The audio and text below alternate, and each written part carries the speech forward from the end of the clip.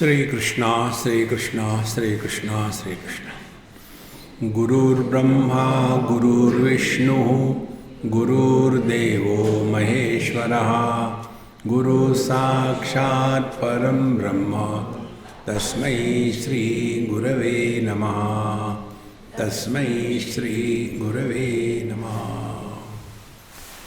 ये हमारा तीसरा और आखिरी का ध्यान का अभ्यास होगा।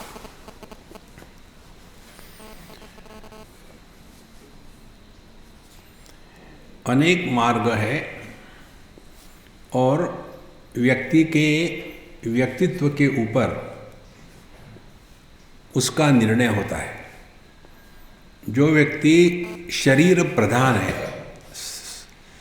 अपने को स्थूल देह मान के उससे निकलना नहीं चाहते, ये जागृत जगत को सत्य मानते हैं और स्वयं को शरीर मानते हैं, उनके लिए योग और कुंडलिनी मार्ग है।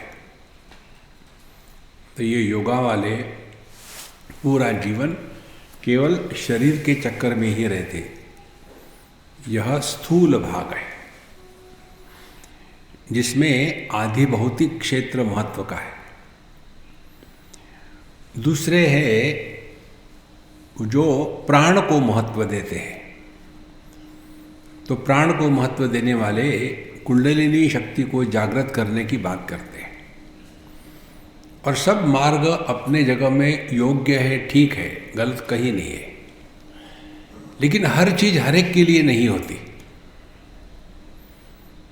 तो जो व्यक्ति केवल अपने को स्थूल देह मान करके, जगत को सत्य मान करके अध्यात्म में या ध्यान के क्षेत्र में प्रवेश करते हैं, उनके लिए ध्यान किस लिए है? ब्लड प्रेशर कम करने के लिए। ध्यान किस लिए है? शुगर कम करने के लिए। बस इसी में पूरा जीवन जाता है। देखो, और ऐसे जो साधक है वो उसमें रह करके फिर योग ही उनके जीवन का अंतिम लक्ष्य बन जाता है। दूसरे जो है वो प्राण शक्ति को महत्व देते हैं। तो प्राण शक्ति को महत्व देने के कारण वो फिर अपने में जो प्राण शक्ति है, जिसको कुंडलिनी शक्ति कहते हैं, उसको जागृत करने का प्रयत्न करेंगे। यह जो कुंडलिनी का मार्ग है, ये सिद्ध मार्ग कहो या अघोर पंथ कहो, उसमें भी होता है। तो उसमें 7 चक्रों का चक्कर है, जो है मूलाधार, स्वाधिष्ठान, मणिपुर, अनाहत, विशुद्ध, आज्ञा और सहस्त्रार।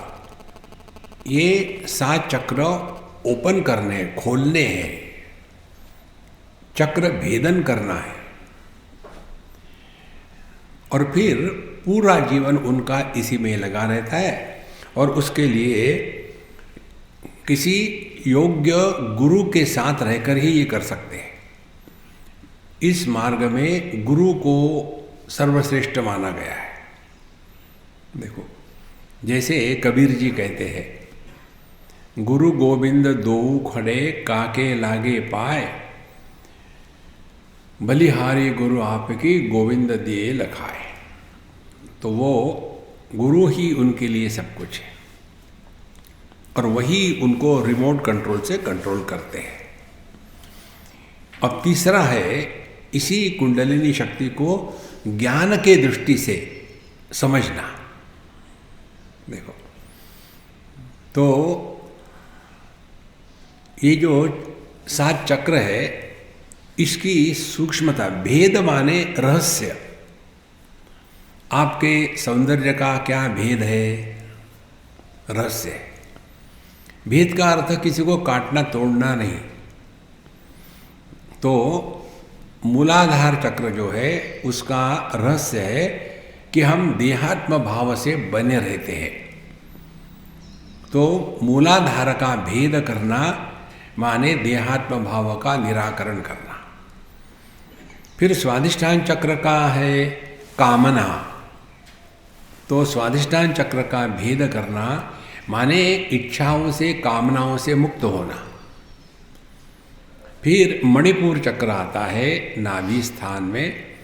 तो मणिपुर चक्र का भेद माने अपने अंतःकरण से लोभ को निकाल देना।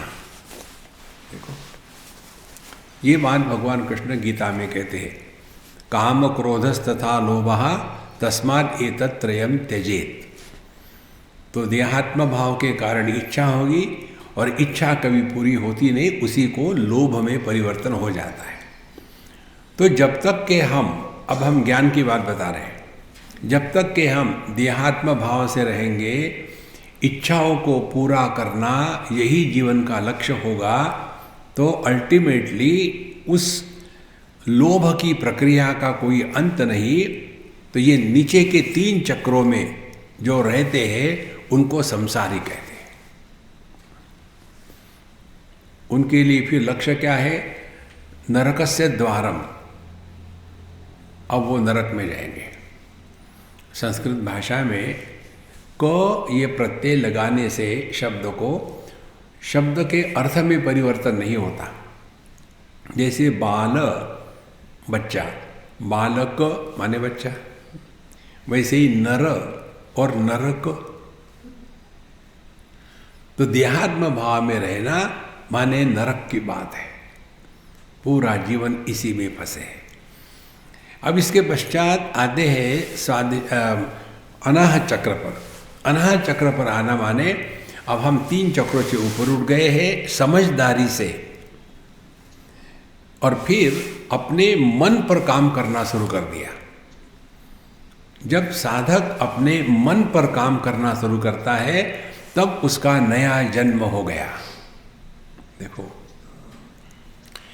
माँ बाप जो जन्म देते हैं वो स्थूल देह का, माँ बाप ने दिया हुआ जो शरीर है वो नश्वर है, क्योंकि माँ बाप भी नश्वर है। और जब साधक अपने मन पर काम करने लग जाता है तो उस समय उसका नया जन्म हो गया। और ये नया जन्म गुरु देता है सत्संग के माध्यम से। और यह जो गुरु निर्मित साधक है ये अमर होता है, ये कभी मरता नहीं। देखो क्योंकि मृत्यु किसका है? देह का। ना तो जीव का मृत्यु है ना परमात्मा का है। तो जब साधक अपने मन पर नियंत्रण लगाने के लिए लग जाता है समझदारी से, तब उसका नया जन्म हो गया। यही बात हमारे भगवान रमण महर्षि कहते हैं, कर्म योग उपासना इसके द्वारा आप करो कुछ मिलेगा, लेकिन प्राण बंधनात् लीयते मनः, प्राणायाम के द्वारा इत्यादि मन शांत होगा, नष्ट नहीं होगा। तो एक चिंतनात् नाशमित्यदा, हमको मन को मारना है। अब सवाल ये है, मन को मारना माने क्या दारू दवाई पी करके खत्म कर देना है? क्या है इसका अर्थ?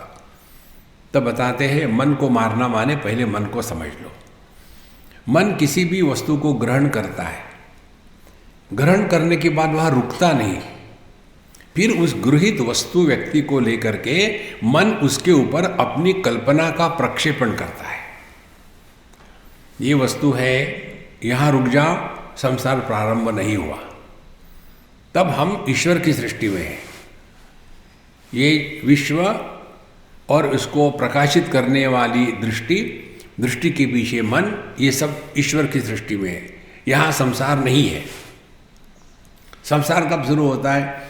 जब किसी विषय वस्तु को देखा, उसके पश्चात फिर हमारे मनीराम अपना धंधा शुरू कर देते हैं।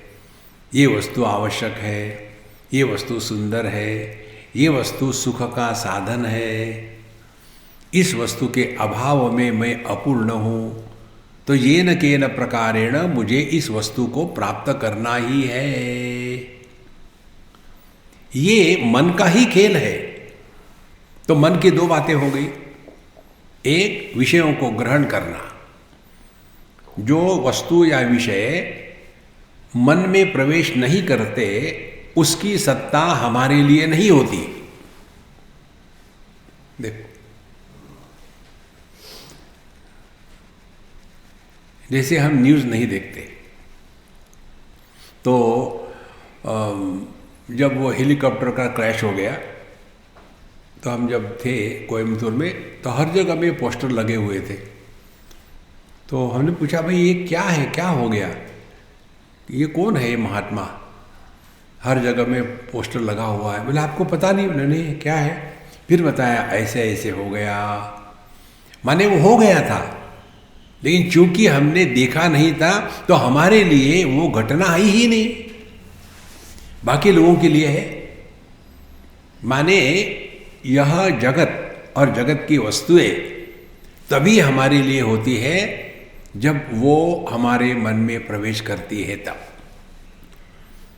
तो विषयों को मन से ग्रहण करना, यहाँ तक हम ईश्वर की सृष्टि में हैं। उसके पश्चात उस ग्रहण करने के बाद उस पर अपनी टीका टिप्पणी शुरू करना। मुझे लगता है इन्होंने किया होगा, वैसा किया होगा, किसने पूछा है?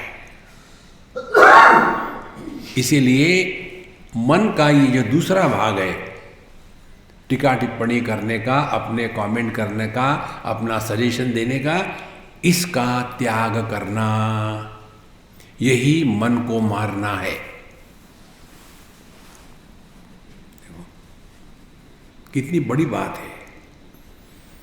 इसके लिए साधक अपने मन पर कार्य करना शुरू करता है।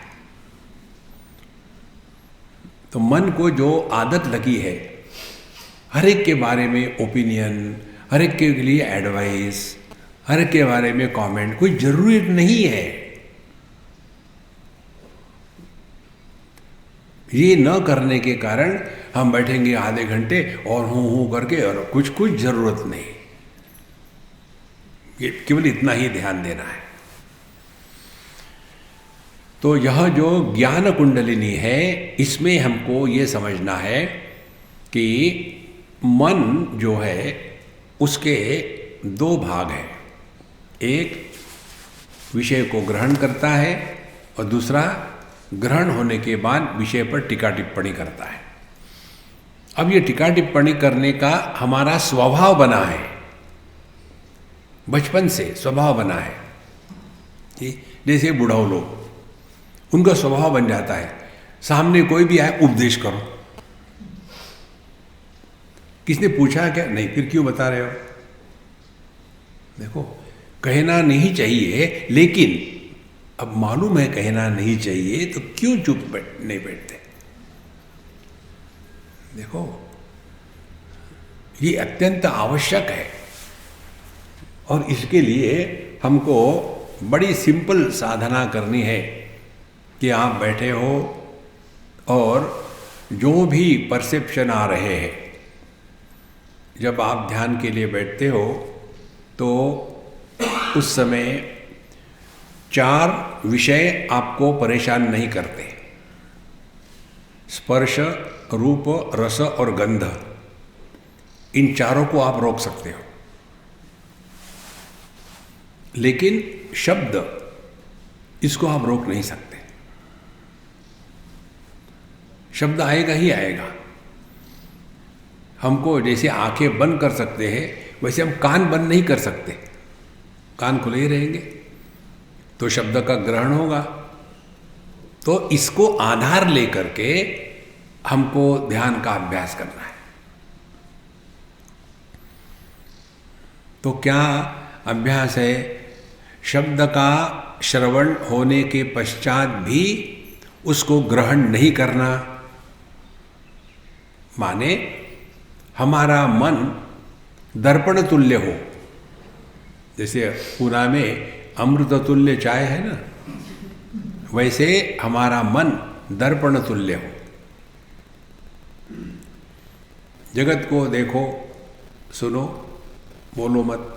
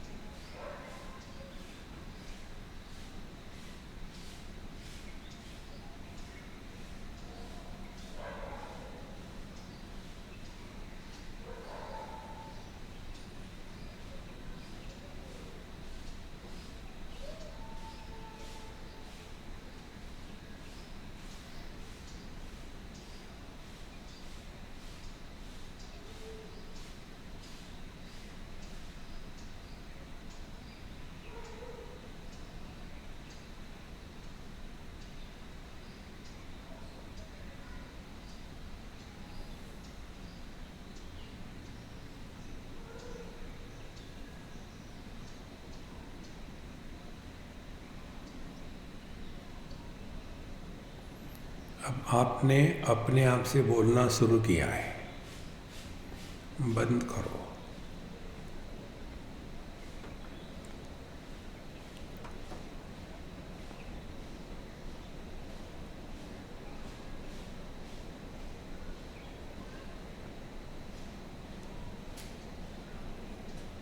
Nobody is our present position। इस समय हम कुछ भी नहीं है, केवल है मात्र। सब विशेषता और व्यक्तित्व का त्याग है।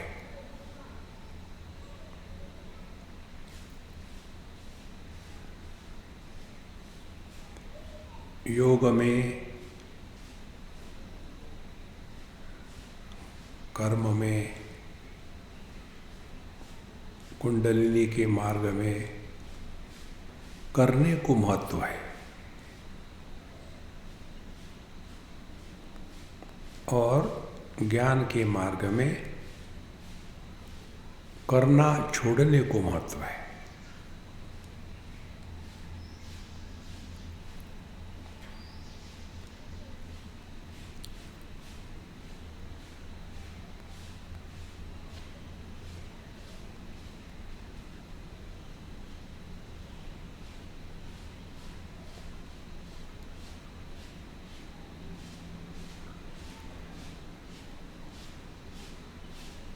अपने आप से जब हम बोलते हैं तो मन स्थूल हो जाता है।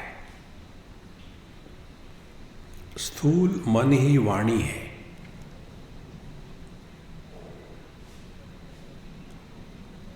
शब्द के अभाव में वाणी फिर अपने स्वरूप मन में वापस लौट जाती है।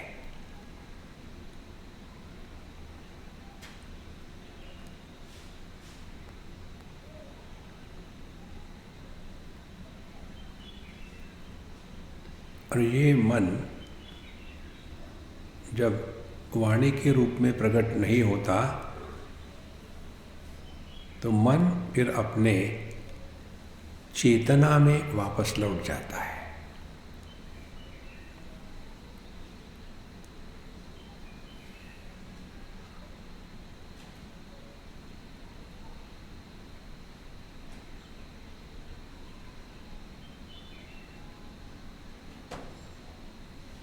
चेतना में व्यक्तित्व नहीं होता।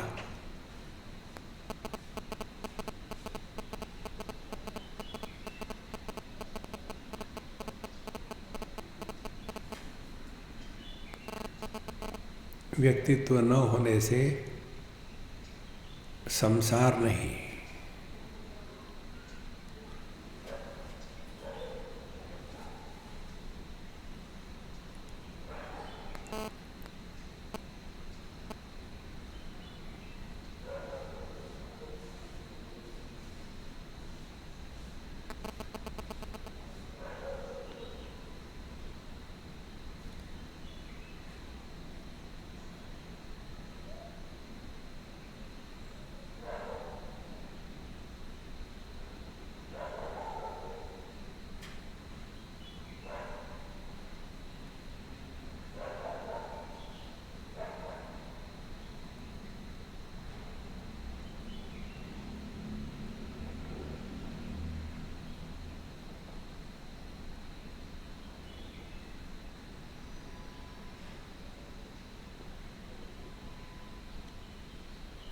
चेतना में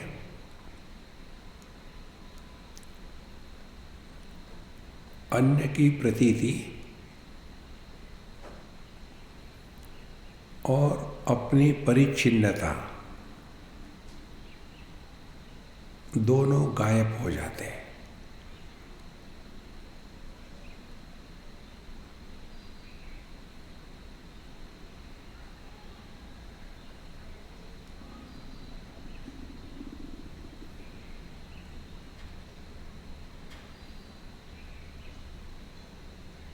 अब केवल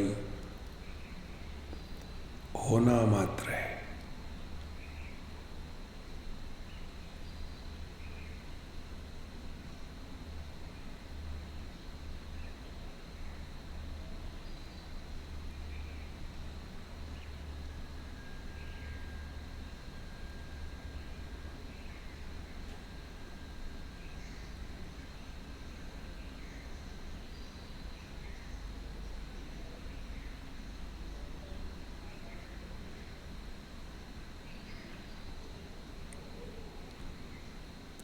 हमने किया कुछ नहीं।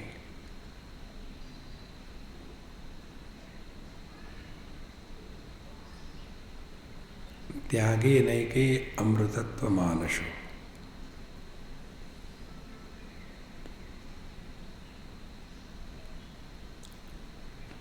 बस अपने आप से बोलना बंद किया।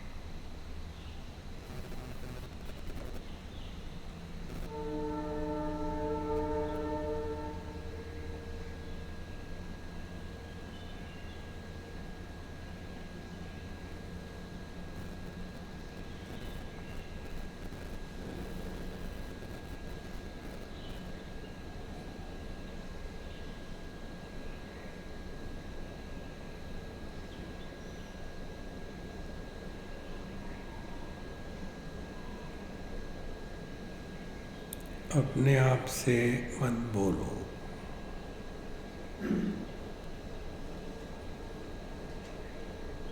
जब हम कुछ बनते हैं तभी बोलना शुरू करते हैं।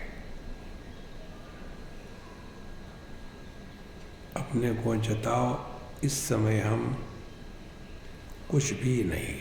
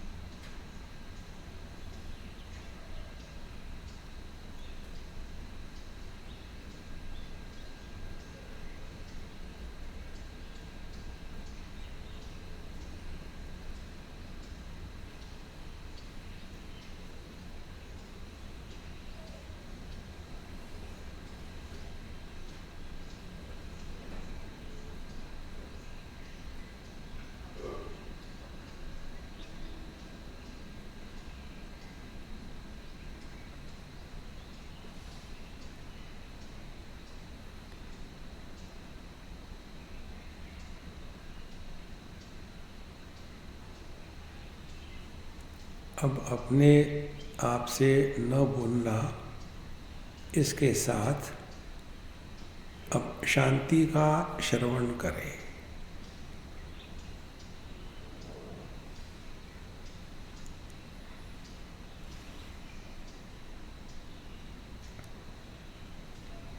शांति का श्रवण, ज्ञान शक्ति और अपने आप से नहीं बोलना, क्रिया शक्ति, ये दोनों एक हो जाती है।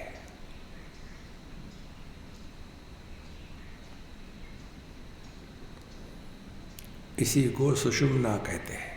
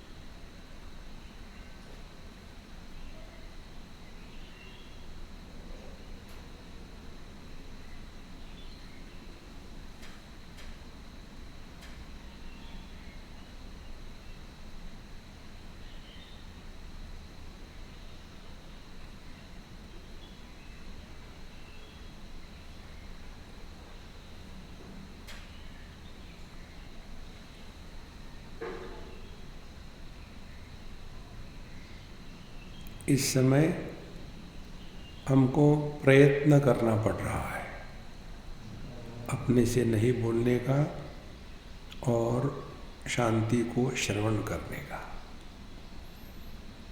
इसका अभ्यास करने से धीरे धीरे प्रयत्न शैथिल्य हो जाता है।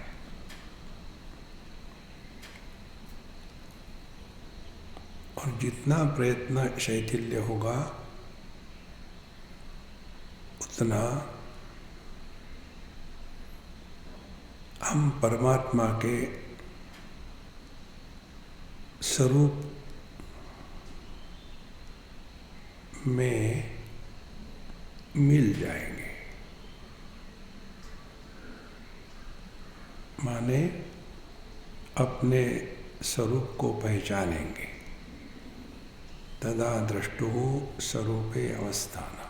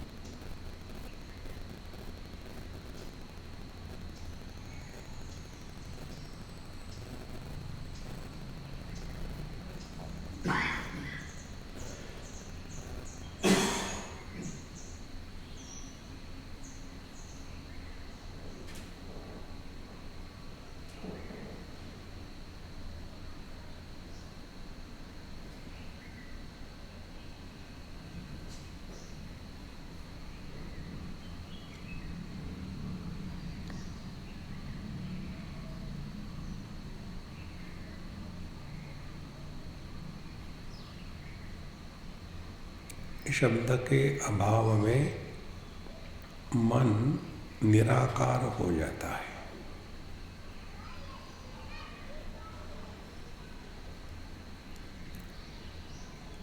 और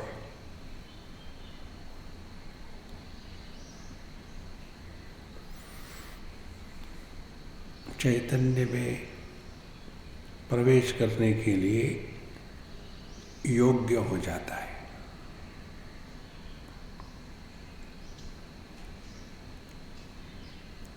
ये प्रवेश ऐसा ही है जैसे लहर समुद्र में प्रवेश करके पानी बन जाती है।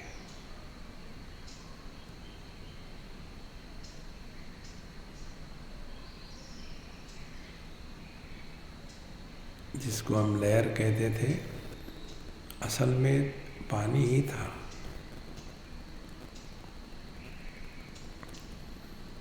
इसी प्रकार से जिसको हम मन कहते थे, असल में शुद्ध चैतन्य ही है।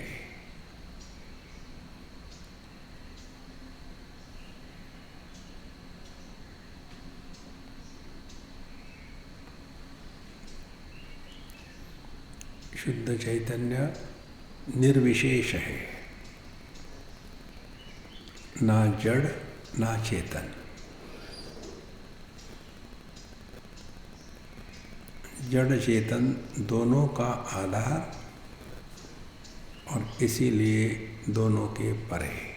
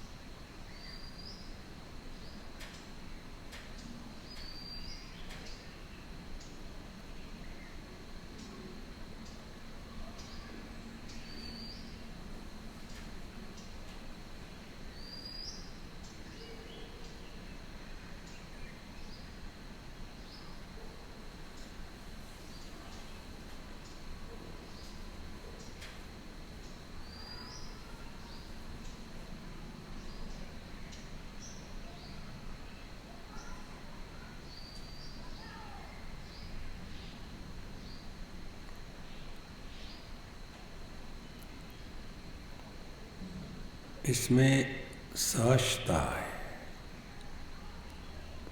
इसमें प्रयत्न नहीं है। यह कोई उपलब्धि भी नहीं और इसमें हमने कुछ खोया भी नहीं।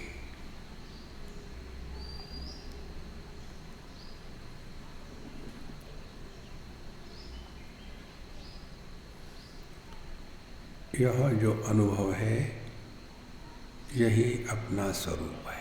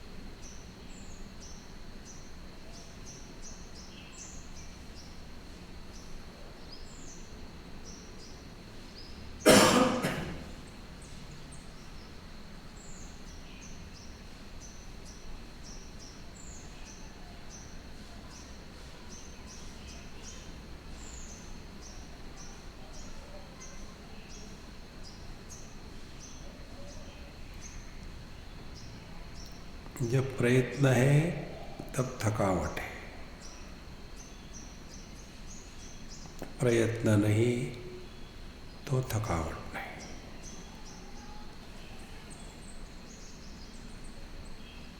थकावट है तो संसार है,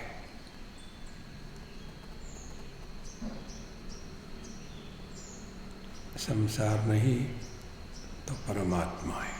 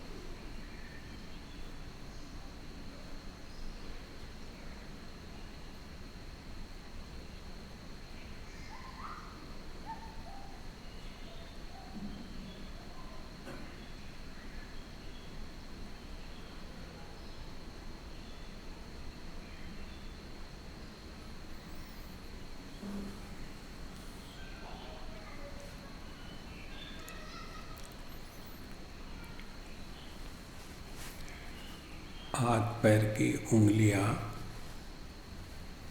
धीरे धीरे खोल लो।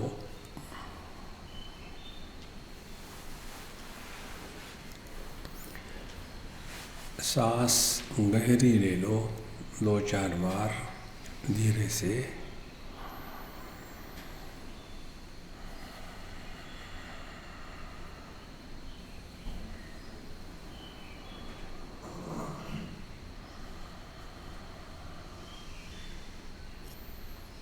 और इसका अनुभव करें किस प्रकार से अब मन ने देह के आकार को धारण कर लिया है।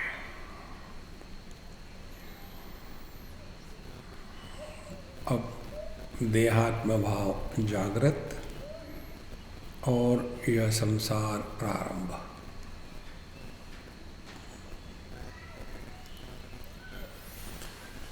सबका सब प्रभु चरणों में अर्पण कर दो। इसकी कोई स्मृति मत बनाना।